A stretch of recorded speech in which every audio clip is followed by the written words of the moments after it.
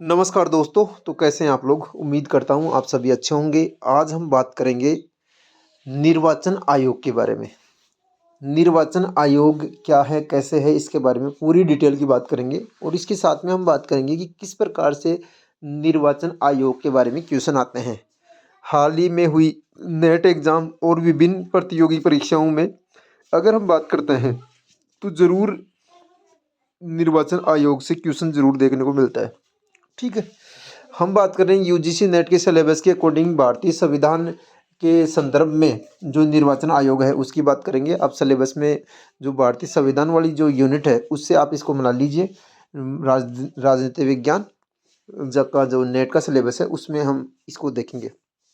ठीक है, अब हम देखते हैं कि जो निर्वाचन आयोग है, निर्वाचन आयोग की जो स्थापना है, निर्वाचन आयोग की स्थापना 25 जनवरी 1950 को हुई थी। वो निर्वाचन आयोग एक प्रारंभ में एक सदस्यीय निकाय था और बाद में इसको बहुसदस्यीय निकाय बना दिया गया। मतलब प्रारंभ में इसके एक अध्यक्ष थे और उसके बाद में इसके बहुसदस्य बन गए। ठीक है, उसके लिए जो गाइडलाइन है, इसकी गाइडलाइन जो है वो भारतीय संविधान के भाग 15 अनुच्छेद 324 से लेकर 329 तक इसका उल्लेख किया गया है। तो इस संविधान में भारतीय संविधान की जो ये एक संवैधानिक निकाय है, निर्वाचन आयोग का जो की स्थापना है ये 25 जनवरी 1950 को हुई है। और इस स्थापना के बाद में जो अनुच्छेद 324 है इसको लागू किया गया था। कब इसको लागू किया गया था? 26 नवंबर 1949 को, जिस दिन संविधान तैयार हुआ था उसी दिन निर्वाचन आयोग का जो ये प्रावधान ये लागू किया गया था, अनुच्छेद 324। ठीक है, अब हम बात करते हैं निर्वाचन आयोग जो है इसमें 25 जनवरी 1950 से लेकर 1989 तक, 16 अक्टूबर 1989 तक तो ये एक सदस्य रहा है। 1989 से 1990 तक ये रहा है बहुसदस्य। मतलब इसमें 2 सदस्य और ऐड कर दिए गए। और ये जो 2 सदस्य ऐड किए गए हैं ये सदस्य इसलिए ऐड किए गए थे क्योंकि 61वां संविधान संशोधन 1989 के तहत मतदाता की आयु 21 से घटाकर 18 कर दी गई थी। मतदाता की आयु 21 से घटाकर 18 कर दी गई और इसलिए ऐसे कहते हैं कि ये जो निर्वाचन आयोग है इसमें कार्यभार ज़्यादा बढ़ गया, इसलिए इसके सदस्यों की संख्या क्या कर दी गई? इसकी सदस्यों की संख्या बढ़ा दी गई, 2 कर दी गई। आगे चलकर सर्वोच्च न्यायालय ने क्या किया कि इस जो सदस्यों की आयु, ये जो 2 सदस्य और ऐड किए हैं इसमें, इन 2 सदस्यों को ऐड करने के कारण इसमें क्या है कि सर्वोच्च न्यायालय ने इसको असंवैधानिक करार दिया और आगे चलकर 1990 में इसको वापस एक सदस्य बना दिया गया। ठीक, अब हम बात करते हैं इसके ये जो आयोग के जो सदस्य हैं उसके बाद में 1990 से लेकर 1993 तक वापस एक सदस्य रहा। और जब ये एक सदस्य रहा था उसके बाद में इसमें संविधान जो संसद है इसने इसमें संशोधन कर दिया और संशोधन करके इसको वापस 3 सदस्य बना दिया गया, 2 सदस्य और ऐड कर दिए गए इसमें। ठीक है, और ये जो 1993 से लेकर वर्तमान तक निर्वाचन आयोग बहुसदस्यीय है। एक इसके अध्यक्ष होते हैं और 2 इसके अन्य सदस्य होते हैं। क्लियर बात हो गई? अब हम बात करते हैं निर्वाचन आयोग के कार्यों की। तो निर्वाचन आयोग क्या कार्य करता है?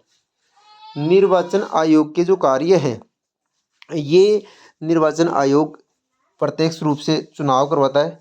इसका ये निष्पक्ष चुनाव कराए ऐसी गाइडलाइन इसको दी गई है, निष्पक्ष चुनाव करवाएगा ही। और ये लोकतांत्रिक मूल्यों को आगे बढ़ाने के लिए निर्वाचन आयोग काम करता है। ठीक है, इसके साथ में निर्वाचन आयोग हमारे संसद के दोनों सदन लोकसभा और राज्यसभा, इसके साथ में राष्ट्रपति और उपराष्ट्रपति का चुनाव करवाता है। इसके साथ में सभी राज्यों की विधानसभाओं और विधान परिषद के चुनाव करवाता है।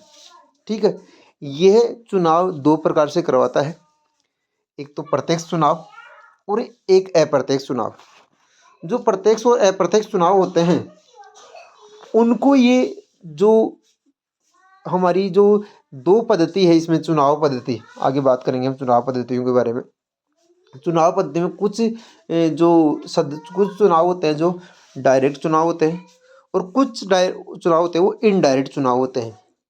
तो डायरेक्ट और इनडायरेक्ट रूप से दो बार ये चुनाव करवाता है। डायरेक्ट चुनाव होते हैं जिसमें लोकसभा है, राज्यसभा है, राष्ट्रपति है।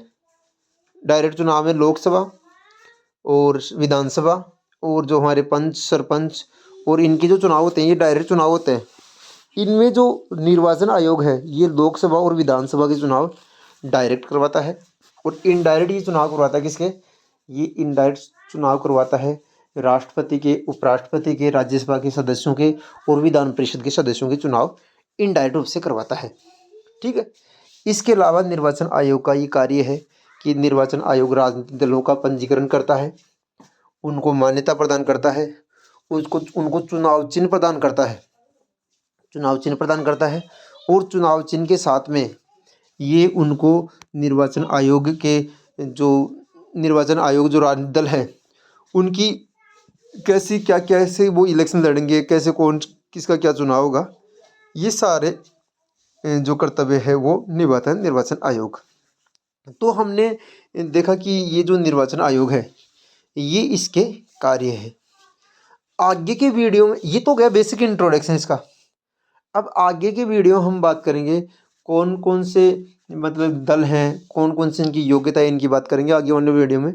इसके साथ में निर्वाचन आयोग के 1950 से लेकर वर्तमान तक कितने इसके क्या रहे हैं, कितने इसके न्यायाधीश रहे हैं, इनकी बात करेंगे।